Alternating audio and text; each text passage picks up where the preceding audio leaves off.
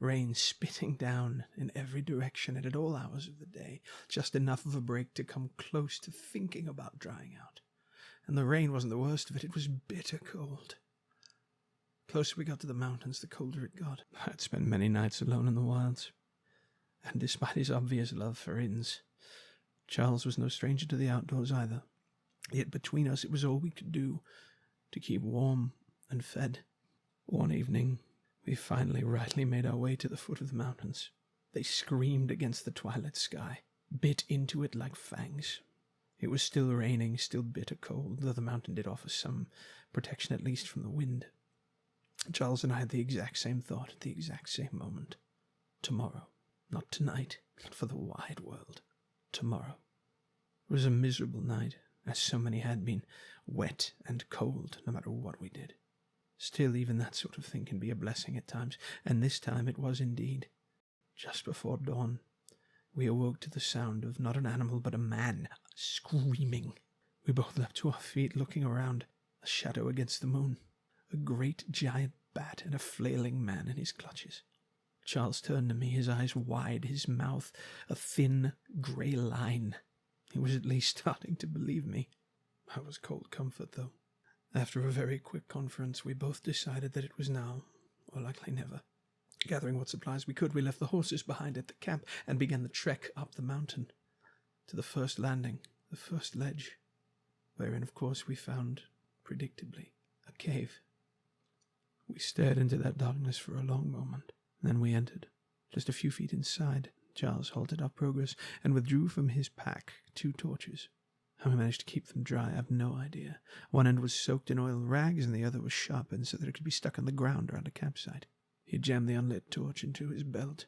I was surprised, but then assumed he'd be reaching for his sword, when he didn't, instead drawing 2 long and wicked-looking daggers. As we moved into the cave, our brave little circle of light revealed much. There were cages, iron and bone, and the stench was like panic itself.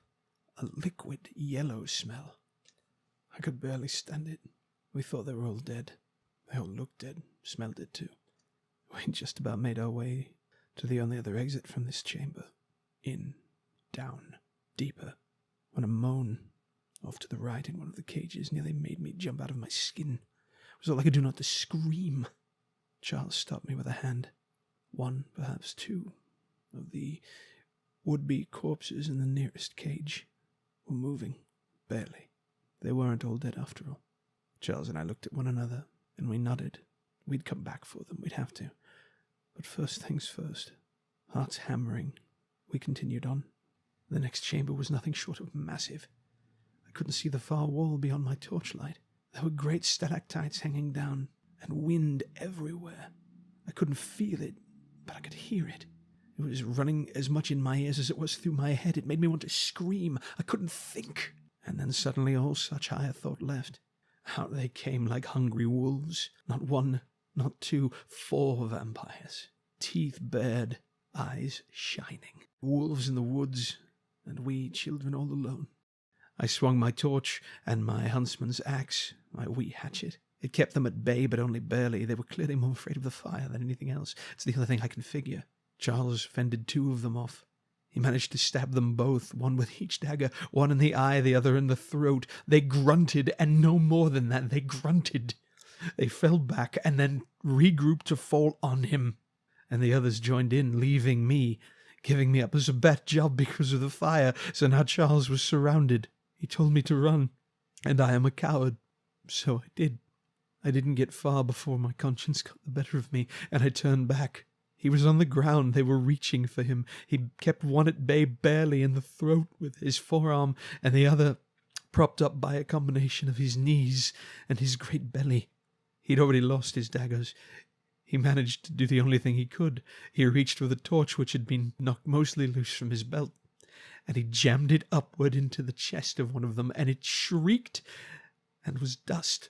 Now they fell back, giving him a chance to get to his feet. He barked at me again, "Run!"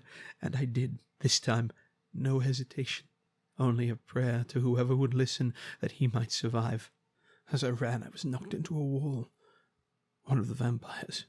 He barreled past me and took a hard right, down a side passage. Balancing swiftness and caution, I made my way to the edge of that passage and looked round the corner. What I saw was a ramp naturally formed going downward, and inside it, twisting and turning, what could only be described as a maze out of all the old legends. I saw no sign of him, and so I decided, perhaps for the best, perhaps the worst, to continue on the main passage and leave him to whatever fate he was seeking.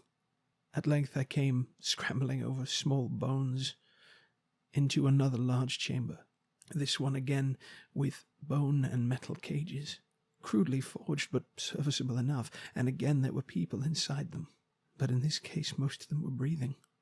They weren't properly locked so much as they were barred and blocked, so I ran the bolts and opened cage after cage, looking for my Alice. I did find a few people from the village, but I wasn't here to rescue all of Lavenham, merely to find my wife. On the third cage I finally had some luck. Inside, amongst the others, I found my Alice. I laid my torch to the side. The axe as well shook her awake. She screamed, then saw me and flung herself into my arms. I have never had such joy as that moment. She was alive. I had found her. I needed to move. I needed to get them all out. I knew it. But I couldn't break away. I couldn't let her go. After coming that far, after coming so close to losing her, I had to hold on to her for just another moment. Just 3 more heartbeats. 2 would have been too long. A grip as cold as death itself made its way first to my shoulders, then round my throat. I was yanked off the ground and then thrown on my back out of the cage, and I couldn't even see what was happening. The back of my head cracked on a rock. I could taste iron in my mouth, and suddenly there he was atop me, the very vampire that had fled down that side passageway.